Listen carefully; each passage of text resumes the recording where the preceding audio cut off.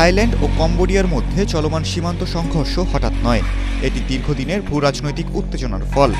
দুই দেশ ৮১৭ কিলোমিটার দীর্ঘ সীমান্ত ভাগ করে নিয়েছে, যার অনেক অংশ এখনো স্পষ্টভাবে চিহ্নিত হয়নি।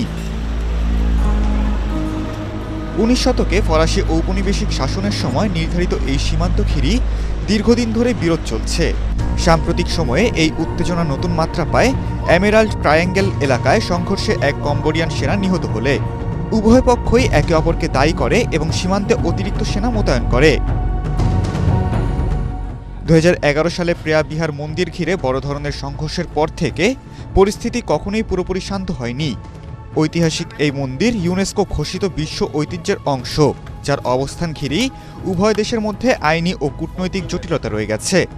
থাইল্যান্ড আন্তর্জাতিক বিচার আদালতের এখতিয়ার মানতে অস্বীকৃতি জানালেও কম্বোডিয়া বেশ কয়েকবার আদালতের দ্বারস্থ হয়েছে।